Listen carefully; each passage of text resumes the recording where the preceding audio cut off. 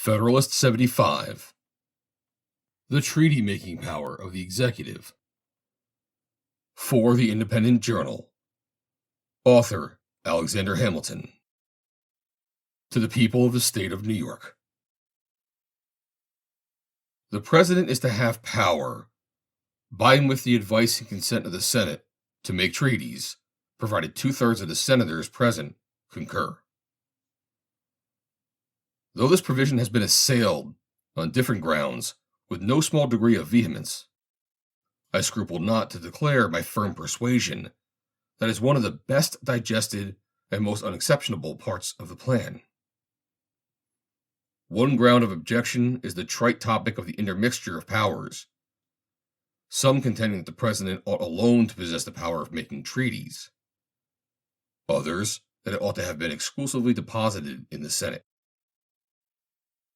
Another source of objection is derived from the small number of persons by whom a treaty may be made. Of those who espouse this objection, a part are of opinion that the House of Representatives ought to have been associated in this business, while another part seem to think that nothing more was necessary than to have substituted 2/3 of all the members of the Senate to 2/3 of the members present. As I flatter myself, the observations made in the preceding number upon this part of the plan must have sufficed to place it, to a discerning eye, in a very favorable light. I shall here content myself with offering only some supplementary remarks, principally with a view to the objections which have been just stated.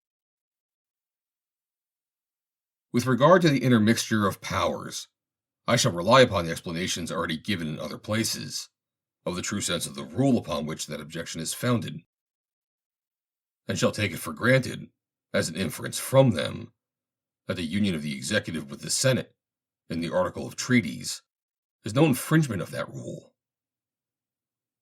I venture to add that the particular nature of the power of making treaties indicates a peculiar propriety in that union. Though several writers on the subject of government place that power in the class of executive authorities, yet this is also evidently an arbitrary disposition.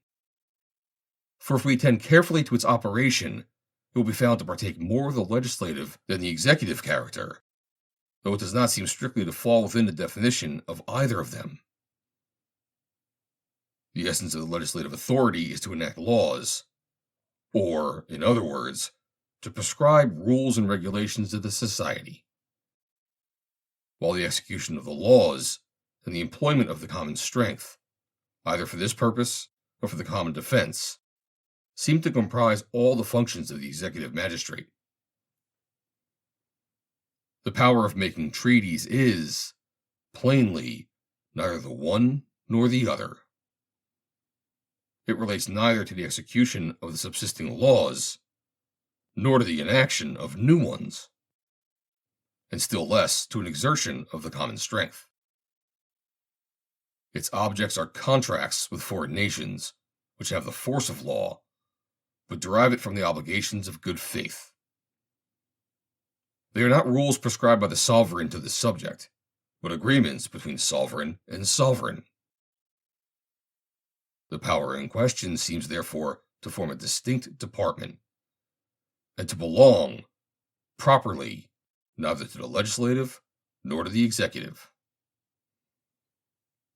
The qualities elsewhere detailed as indispensable in the management of foreign negotiations points out the executive as the most fit agent in those transactions, while the vast importance of the trust and the operation of treaties as laws pleads strongly for the participation of the whole or a portion of the legislative body in the office of making them. However proper or safe it may be in governments where the executive magistrate is an hereditary monarch, to commit him the entire power of making treaties, it would be utterly unsafe and improper to entrust that power to an elective magistrate of 4 years' duration. It has been remarked, upon another occasion, and the remark is unquestionably just, that an hereditary monarch, though often the oppressor of his people, has personally too much stake in the government to be in any material danger of being corrupted by foreign powers. But a man raised from the station of a private citizen to the rank of chief magistrate possessed of a moderate or slender fortune, and looking forward to a period not very remote when he may probably be obliged to return to the station from which he was taken, may sometimes be under temptations to sacrifice his duty to his interest, which it would require superlative virtue to withstand. An avaricious man might be tempted to betray the interest of the state to the acquisition of wealth. An ambitious man might make his own aggrandizement by the aid of a foreign power, the price of his treachery to his constituents. The history of human conduct does not warrant that exalted opinion of human virtue which would make it wise in a nation to commit interests of so delicate and momentous a kind as those which concern its intercourse with the rest of the world to the sole disposal of a magistrate created and circumstanced as would be the President of the United States.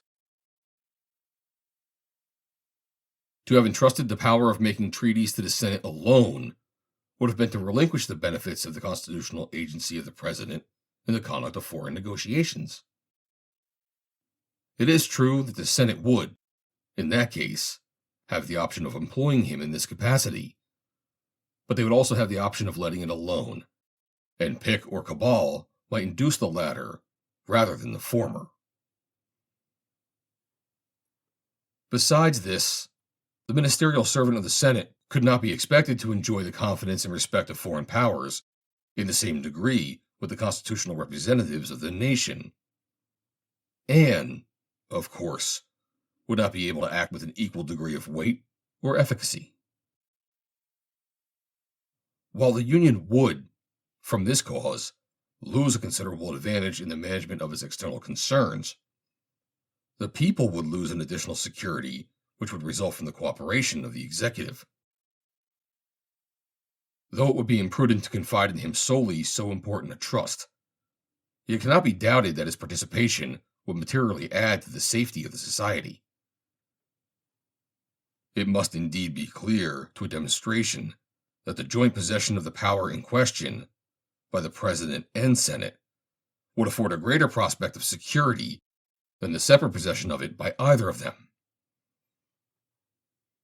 And whoever has maturely weighed the circumstances which must concur in the appointment of a president will be satisfied that the office will always bid fair to be filled by men of such characters as to render their concurrence in the formation of treaties peculiarly desirable, as well on the score of wisdom as on that of integrity. The remarks made in a former number, which have been alluded to in another part of this paper, will apply with conclusive force against the admission of the House of Representatives to a share in the formation of treaties. The fluctuating and, taking its future increase into the account, the multitudinous composition of that body, forbid us to expect in it those qualities which are essential to the proper execution of such a trust. Accurate and comprehensive knowledge of foreign politics, a steady and systematic adherence to the same views, a nice and uniform sensibility to national character, decision, secrecy, and dispatch are incompatible with the genius of a body so variable and so numerous. The very complication of the business, by introducing a necessity of the concurrence of so many different bodies, would of itself afford a solid objection.